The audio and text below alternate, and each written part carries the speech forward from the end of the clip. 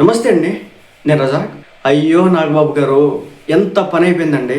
Mega family మీద ఒక మాట మాట్లాడితే చీల్చి చెండాడేటటువంటి అభిమానులు కూడా నాగబాబు గారు మాట్లాడేటువంటి మాటలకి తీవ్రమైన స్థాయిలో రియాక్ట్ అవుతున్నటువంటి తీరు చూసిన తర్వాత నాకు ఎలా రియాక్ట్ అవ్వాలో అర్థం కాలేదు. బేసిక్గా చిరంజీవి గారిని ఒక మాట అంటే నాకే చివుక్కుమంటది. ఎక్కడైనా చిరంజీవి గారి ఇంట్లో ఆడపిల్లల్ని గురించి ఒక మాట మాట్లాడితే ఏదో మన ఇంట్లో ఒక మన ఆడపిల్లలు అన్న అంత ఫీల్ అయితే వచ్చేసింది అనమాట. దాంతో చిరంజీవి గారి సినిమా మీద మొన్న రిలీజ్ అయినటువంటి సాంగ్స్ మీద కూడా, ఆయన డ్యాన్స్ల మీద కూడా ఒక సాంగ్ బయట ప్రోమో వస్తే దాని మీద కూడా ఇష్టం వచ్చినట్టు మాట్లాడితే అది తీసుకోలేనటువంటి పరిస్థితి. అంటే అంత ఓన్ ఉంటుంది అనమాట. మెగాస్టార్ చిరంజీవి గారిని ఒక మాట అంటే ఆయన తప్పు లేకపోతే కనుక, బేసిక్గా ఆయన తప్పు ఉండదు, 99% ఆయన తప్పు లేని పక్షంలో వీళ్ళు కావాలని టార్గెట్ చేస్తే కనుక వెంటనే రియాక్ట్ అవుతారు మెగా అభిమానులంతా కూడా.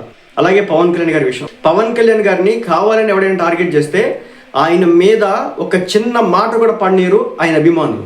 అలాంటి అభిమానగణం ఆయన సొంతం. మీరు చూడండి, మొన్నటికి మొన్న పవన్ కళ్యాణ్ గారి మీద పోస్ట్ పెడితే నేను 10 నిమిషాలు వీడియో చేశాను. ఎందుకు చేశాను? పవన్ కళ్యాణ్ వ్యక్తి మంచి వ్యక్తి, పవన్ కళ్యాణ్ నికార్సైన వ్యక్తి, పవన్ కళ్యాణ్ నిబద్ధతతో కూడినటువంటి వ్యక్తి, పవన్ కళ్యాణ్ అంటే నిజాయితీ, నిలువెత్తు నిజాయితీ.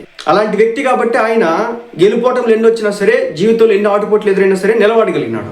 పవన్ కళ్యాణ్ గారు థర్డ్ ఆల్టర్నేటివ్ ఫోర్స్ కావాలని చెప్పేసి కోరుకునేటువంటి వ్యక్తుల్లో నేను కూడా ఒకటి. ఎప్పుడు అలాగే చూస్తాను, ఇప్పటికి కూడా. సో ఆ గౌరవం ఆయన మీద నాకు ఎప్పుడు ఉంటుంది. అలాగే పవన్ కళ్యాణ్ గారిని కావాలని చెప్పేసి వైసీపీ పార్టీ నాయకులు టార్గెట్ చేస్తూ ఉంటే ఎందుకు మీరు టార్గెట్ చేస్తారని చెప్పేసి నేను కొన్ని 100 సార్లు ప్రశ్నించుంటా. మెగాస్టార్ ఫ్యామిలీని రోజారెడ్డి లాంటి వాళ్ళు ఇష్టం వచ్చినట్టు తూలాన్ని మాట్లాడుతూ ఉంటే, శ్రీజ గారి పర్సనల్ ఈ విషయాల్లోకి దూరిపోయి కొంతమంది వాళ్ళ యొక్క అడ్డబోలు కారుకూతలు కూస్తూ ఉంటే మీకు సమంజసమా, పద్ధత అని చెప్పేసి అడిగిన వాళ్ళం మనం. మెగా ఫ్యామిలీ మీద మాట పడితే క్వశ్చన్ చేసిన వాళ్ళం మనం. అలాంటిది ఈ రోజు నాగబాబు గారు, చివరికి నాగబాబు గారు మూవీ ఆర్టిస్ట్ అసోసియేషన్ ఎలక్షన్స్లో విష్ణుకి ఎగెనెస్ట్గా ప్రకాష్ రాజ్ని నిలబెట్టిన రోజున ఆనాడు మంచు విష్ణు రకరకాల మాటలు మాట్లాడుతూ ఉంటే దానికి కూడా కౌంటర్లు ఇచ్చి ఇబ్బంది పడ్డవాళ్ళం మనం, చాలా ఇబ్బంది పడ్డవాళ్ళం మనం. అలాగే హయ్యర్ పర్పస్ అంటూ వాళ్ళకి సంబంధించిన యూనివర్సిటీలో మంచు మనోజ్ మాట్లాడిన రోజున ఆయనకి కౌంటర్ ఇచ్చిన నేపథ్యంలో కొన్ని మాటలు పడ్డవాళ్ళం మనం. ఇలా అనేక రకాలుగా మెగా ఫ్యామిలీకి సంబంధించి మాటలు పడిన వాళ్ళు ఇదంతా కూడా మనకు జరిగిందనమాట గత కొన్నేళ్లుగా. ఎప్పుడైనా చూడండి, మెగాస్టార్ చిరంజీవి గారి మీద, పవన్ కళ్యాణ్ గారి మీద, మెగా ఫ్యామిలీ మీద ఒక చిన్న మచ్చ పడుతుందంటే ఆటోమేటిక్గా చాలా మంది గొంతెత్తుతారు, మీరు కావాలని టార్గెట్ చేస్తున్నారని. కానీ నాగబాబు గారి విషయంలో ఈ రోజున సొంత అభిమానం కూడా మేము ఎదురు తిరిగింది. సొంత మెగా ఫ్యాన్సే కౌంటర్ ఇస్తా ఉన్నారు. ఎక్కడ తప్పు జరిగింది ఇప్పుడు చూసుకోవాలి. రెండోది, క్వశ్చన్ చేసేటువంటి తీరు కూడా మారింది. ఇప్పుడు నాగబాబు గారు ఆ జబర్దస్త్ షో చేసుకుంటా ఇండివిజువల్గా ఉండి, ఆయనకి రాజకీయాలతో సంబంధం లేకుండా, ఒక పార్టీతో అంటిపెట్టుకోకుండా, అలాగే ఆయన ఒక ఎమ్మెల్సీ కాకపోయి ఉంటే రియాక్ట్ అయ్యే తీరు వేరేగా ఉండేదేమో బహుశా. ఎందుకంటే ఆయన సినిమా ఇండస్ట్రీలో ఉన్నాడు. ఆ జబర్దస్తులు అన్ని డబుల్ మీనింగ్ జోకులే, అన్ని నాన్ వెజ్ జోకులే. సో నాన్ వెజ్ జోకులు వేయకూడదంటే వేసుకోవచ్చు. 4 కూర్చున్న చోట వేసుకుంటే ఇబ్బంది లేదు. 40 మంది ఒక గుంపు ఉన్న చోట వేస్తేనే ఇబ్బంది అనమాట. 4 ఉన్న చోట, 4 ఫ్రెండ్స్ కలిసిన చోట ఉండేటటువంటి భాష, కథ మొత్తం కూడా అది డిఫరెంట్. కానీ పబ్లిక్ చూస్తున్నప్పుడు చాలా డిఫరెంట్ అనమాట. దానికి కూడా కొంచెం అర్థం చూసుకో. ఇప్పుడు నేనేంటంటే చెప్పేది ఏంటంటే, ఇప్పుడు నాగబాబు గారి పరిస్థితి ఎలా అయిపోయిందంటే, అటు ఆయన ముందుకు అడిగేలేడు, వెనక్కి రాలేని పరిస్థితి. చివరాఖరికి నాగబాబు గారి కూతుర్ని, మన నిహారిక గారిని వీళ్ళు టార్గెట్ చేస్తూ ఉన్నారు. దయచేసి నిహారిక గారిని కావచ్చు, వరుణ్ తేజ్ గారు కావచ్చు, లేదంటే మన నాగబాబు గారి వైఫ్ని కావచ్చు, ఎట్టి పరిస్థితుల్లో కూడా ఎవరు టార్గెట్ చేయడానికి అర్హులు కాదు. ఆ విషయాన్ని మీరు గమనించండి. నాగబాబు గారు ఏదో మాట్లాడేసినాడు కదంటే అది పర్సనల్ విషయం కాబట్టి ఆ విషయాన్ని గమనించండి. దొరికినాడు కదా అని చెప్పేసి వాళ్ళ ఫ్యామిలీ మెంబర్స్ మీద ఎక్కకండి, అది కరెక్ట్ కాదు. ఎందుకంటే ఇలా చెప్పకపోబట్టే ఈ రోజున నాగబాబు గారి కూతురు అలా ఉగాది పచ్చడి, తొక్కల పచ్చడి, తోటకూర పచ్చడి పబ్లో దొరికిందని ఒకటి. రెండోది, ఇలా చెప్పకపోబట్టే వాళ్ళు విడాకులు తీసుకున్నట్టు ఒకటి. ఇలా రకరకాలు అనమాట. అంటే ఒక కూతురు ఒక నిర్ణయం తీసుకుంటా ఉంటే దానికి అడ్డు చెప్పలేదు కాబట్టి ఈ రోజున ఇలా తగలబడింది అనేది వాళ్ళ జీవితం అనేది అంటున్నారు. అది సమంజసం కాదు. సోషల్ మీడియాలో అడ్డగోలు కారు కూతురు ఆ కుటుంబం మీద కుయ్యకండి. వాళ్ళ పర్సనల్ రీజన్స్ రకరకాలు ఉండొచ్చు, వాళ్ళ ఇబ్బందులు ఉండొచ్చు, వాళ్ళు మ్యూచువల్గా డివోర్స్ తీసుకున్నారు కాబట్టి అది వాళ్ళ పర్సనల్.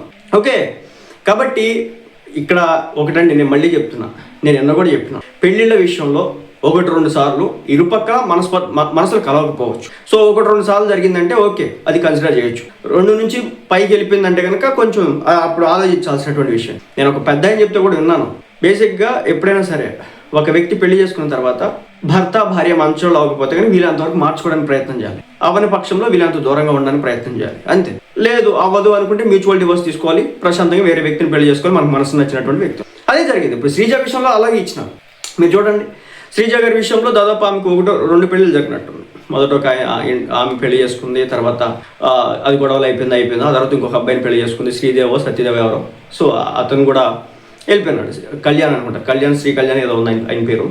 ఆయన కూడా పోయినాడు. సో అది వాళ్ళ పర్సనల్ చాయిస్. తల్లిదండ్రులు సరిగ్గా పెంచలేదు, వీటిని కరెక్ట్గా ఈ విషయంలో చెప్పడం కరెక్ట్ కాదు, ఎందుకంటే అది పర్సనల్ లైఫ్స్ గురించి. సో మీరు నాగబాబు గారి మీద ఉన్నటువంటి వ్యతిరేకతని, కోపాన్ని దయచేసి వాళ్ళ పిల్లల మీద, వాళ్ళ భార్య మీద ఎట్టి పరిస్థితుల్లో మీరు చూపించకండి. వాళ్ళు కాదు మిమ్మల్ని వచ్చి కామెంట్ చేసింది, వాళ్ళు కాదు వాళ్ళు మాట్లాడి. కానీ ఇక్కడ ఇంకో విషయం చెప్పదలుచుకోండి. పెద్దలు పిల్లలకి చెప్పాలా, మంచి చెడు అనేది పిల్లలకి తల్లిదండ్రులు నేర్పాలా అంటే నేర్పకపోతే కనుక ఇది ఇలాగే వస్తాయి అనమాట అని ఈరోజు మాట్లాడేది జరుగుతాం. ఎందుకంటే నిప్పు అక్కడ ఉంది, పిల్లవాడు అక్కడికి వెళ్తే కాలిద్దని మనకు తెలుసు. ఇప్పుడు వాడు అక్కడికి వెళ్ళినాడు, కాల్చుకోకముందు మనం ఒక మాట జాగ్రత్త చెప్పామనుకోండి, అరే అక్కడికి వెళ్తే కాలిద్రా, వాడు విన్నాడు అనుకోండి, వచ్చేసాడు అనుకోండి, వాడికి అర్థమైంది. లేదు, వాడికి స్టెప్ వేసాడు అనుకో అనుభవిస్తాడు. అలా ఒక నీళ్ళ బాగా ఉంది, నానా అక్కడికి వెళ్తే పడతావు, పడితే చచ్చిపోతావు కాబట్టి వెళ్ళకూడదు అని చెప్పారు అనుకోండి, వాడు వెళ్ళాడు అనుకోండి, చచ్చిపోయాడు అనుకోండి, అయిపోయి అక్కడితో. సో చెప్పడం మన బాధ్యత కాదు, సమాజంలో ఒక మాట చెప్పడం బాధ్యత కాదు. నువ్వు ఇప్పుకొని తిరుగుమని చెప్పలేదు, నువ్వు దూకి చావమని చెప్పలేదు, నువ్వు అడ్డగోలుగా బతికని చెప్పలేదు, నువ్వు విచ్చలవిడతనానికి అలవాటు అని చెప్పలేదు, నువ్వు ఇష్టం వచ్చిన తాగి తందనాలని చెప్పలేదు, మంచిగా బతకరా అని చెప్పేసి ఒక మంచి మాట చెప్తే, రాజ్యాంగంలో ఇలాంటి ఒక డిసైడ్ చేసేటటువంటి హక్కు లేదంటే డిసైడ్ చేసే హక్కు లేకపోవచ్చు. రాజ్యాంగాన్ని ఇప్పటికి దాదాపు 90 సంవత్సరాలు 70 సంవత్సరాలు చేసినారు. బాబాసాహెబ్ అంబేద్కర్ గారు చెప్పినారు, సమాజానికి నష్టం చేకూరుతుందంటే రాజ్యాంగంలో మార్పులు తప్పనిసరి అని చెప్పేసి. విచ్చలవిడతనానికి వెళ్ళిపోతాం, ఇప్పుకొని తిరుగుతాం అంటే రాజ్యాంగంలో ఎందుకు మార్పులు చేస్తారు? డిక్టేట్ చేయకూడదు. డిక్టేట్ చేయడానికి లేదంటే ఒక పద్ధతి విధానం చెప్పడానికి చాలా డిఫరెన్స్ ఉంది. నువ్వు ఈ బట్టలు వేసుకోకూడదు అని చెప్పేసి నేను అనసూయ గారికి డైరెక్ట్గా పాయింట్ అవుట్ చేసి చెప్పాను అనుకోండి, నువ్వెవడరా చెప్పడానికి? నాకు నా హస్బెండ్కి లేని బాధ, నా కుటుంబ సభ్యులకు లేని బాధ, నాకు లేని బాధ నువ్వెవడరా చెప్పడానికి? ఆమెకు హక్కు ఉంది. నేను డిక్టేట్ చేసిన శివాజీ గారు అయినా అనసూయ గారు మీరు ఈ బట్టలు వేయడానికి హక్కు లేదు అని అంటే కనుక అనసూయ గారు బయటకు వచ్చేసి ఎలా అంటావు నువ్వు శివాజీ అని చెప్పేసి మాట్లాడచ్చు. పాపం శివాజీ గారు ఎవడి మీద ఎక్కలేదు, ఎవడి గురించి మాట్లాడలేదు, అమ్మ మంచి బట్టలు వేసుకోండి అమ్మ అని చెప్పేసి జనరల్గా చెప్తే దాని మీద అంత రాద్ధాంతం చేయడం కాకుండా నాగబాబు గారు రంగంలో దిగితే చివరికి మెగా అభిమానులు కూడా మనల్ని చూసి ఎందుకురా బాబు మనకి తలపోట్లు, అనవసర వివాదంలో ఈయన తలదూర్చడం ఎందుకురా, ఏం సాధించాడు ఇలా తలదూర్చి, చివరాఖరికి మనకున్న తలపోట్లలో మనల్ని మనం సర్దకపోగా ఈ తలపోట్లు ఏంటారని చెప్పేసి మాట్లాడుతున్న పరిస్థితి. సో నాగబాబు కామెంట్స్పై మెగా ఫ్యాన్స్ అసంతృప్తి. నిజంగా సోషల్ మీడియాలో సర్క్యులేట్ అవుతున్నటువంటి వివాదం ఇది. మహిళలు డ్రెస్సింగ్పై నాగబాబు రిలీజ్ చేసినటువంటి వీడియోపై మెగా ఫ్యాన్స్ అసంతృప్తి వ్యక్తం చేస్తున్నారు. రాష్ట్రంలో అనేక ఇష్యూస్ ఉండగా అనవసరమైన విషయాలను టచ్ చేయడం ఎందుకని ప్రశ్నిస్తా ఉన్నారు. మీరు అడగవచ్చు ఆయన ప్రశ్నించకూడదు అంటే, ప్రశ్నించవచ్చు, తప్పే ఉంది, తప్పేం లేదు. కానీ దీనివల్ల డ్యామేజ్ జరుగుతుందా లేదా? మీరు చూడండి, 5 అంటే 5 కనపడతారు మీ కళ్ళకి. 1 అనసూయ, 2 చిన్మయి, 3 ప్రకాష్ రాజు, 4 విశ్వక్సేన్, 5 మంచు లక్ష్మి, 6 మంచు మనోజు, 7 నాగబాబు, 8 నా అన్వేషు, అతను సినిమా ఇండస్ట్రీ కూడా సంబంధించినడు కాదు.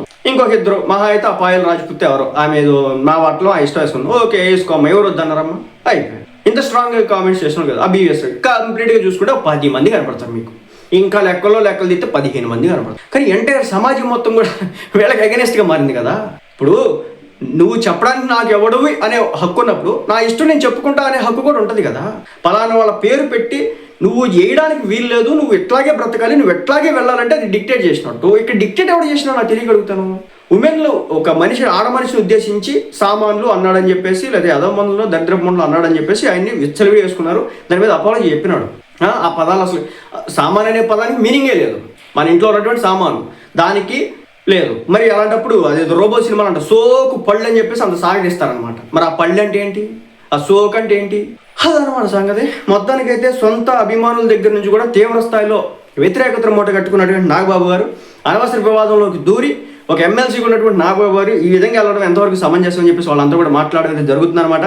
మరి నాగబాబు గారి అంశంపై మన ఛానల్లో మెగా అభిమానులు చాలా భారీ స్థాయిలో ఉంటారనమాట. నేను ఇప్పటికీ 2 వీడియోలు చేసినట్టున్నాను, ఎందుకు దరిద్రం అని కానీ ఇది ఆగట్లేదు అనమాట. కానీ వాళ్ళ ఫ్యామిలీ మెంబర్స్ జోలికి వెళ్ళిపోతున్నారు కాబట్టి నేను ఈ వీడియో చేయడం అయితే జరిగిందనమాట. ఇప్పుడు దయచేసి నాగబాబు గారి ఫ్యామిలీ మెంబర్స్ జోలికి, మెగా ఫ్యామిలీ మెంబర్స్ జోలికి దయచేసి వెళ్ళొద్దు. అది ఆయన ఒపీనియన్ తెలియజేసినాడు, అది మాకు నచ్చితే తీసుకోవాలి, నచ్చకపోతే వదిలేయాలి. అంతేగాని ఆయన్ని మనం టార్గెట్ చేసి, ఆయన ఇంకేదో చేసి, ఆయన గురించి మాటలు దాడి చేసి, ఆయన తిట్టి శివాజీ గారిని తిడుతున్నారు కదా, అలా మనం ఏం అనాల్సినంత అవసరం లేదు. ఆయన ఒపీనియన్ అయింది, ఆయన షేర్ చేస్తున్నాడు, నచ్చితే మనం తీసుకోండి, నచ్చకపోతే మనం తీసుకో. ఆయన అంటున్నాడు ఏమంటున్నాడు, ఆడపిల్ల ఆయనకి ఇష్టం వచ్చినట్టు ఆ బతకాలి అంటున్నాడు. బతుకు మనం ఏమైనా వద్దన్నావా? నువ్వు ఇట్లా బతుకొద్దామని మనం చెప్తున్నావా, డిక్టేట్ చేస్తున్నావా? లేదు కదా, లేదు కదా. నువ్వు ఏ బట్టలు వేసుకెళ్తా బట్టలు వేసుకో, మాకు సంబంధమే లేదు అంటున్నాం. ఇప్పుడు మన సైడ్ నుంచి మాట్లాడేది ఏంటంటే మేము అండర్వేర్ మీద రోడ్డు మీదకి వెళ్తే మీకు జనం ఒప్పుకుంటారా? ప్రజాస్వామ్యం ఒప్పుకుంటుందా? రాజ్యాంగం ఒప్పుకుంటుందా? రాజ్యాంగాలు తీసుకొస్తారు కదా మాట్లాడుతూ. ఆర్టికల్ 21, 23 మాట్లాడేస్తున్నారు కదా. భావ వ్యక్తీకరణ, భావ స్వేచ్ఛ, freedom of speech, freedom of expression. So చాలా దూరం వెళ్ళిపోతూ ఉంది. సో మొత్తానికైతే నాగబాబు గారు చేసినటువంటి కామెంట్లు మొత్తానికైతే జనసేన పార్టీకి అటు ఏకుమేకై ప్రత్యర్థుల చేతిలో ఒక భారీ ఆయుధాన్ని పెట్టడమే కాకుండా రాబో రోజులు ఇది ఎటు టర్న్ తీసుకొని చూడాలి. ముఖ్యంగా ఏంటంటే మెగా అభిమానులు చిరంజీవి గారి మీద, పవన్ కళ్యాణ్ గారి మీద ఒక మాట అంటే టక్కులు రియాక్ట్ అయ్యే వాళ్ళంతా కూడా ఎందుకు దూరినాడు అనవసరంగా, ఏమి సాధించడానికి వచ్చినాడు దీంట్లోకి అని మాట్లాడే స్టేజ్కి తీసుకొచ్చినాడు నాగబాబు.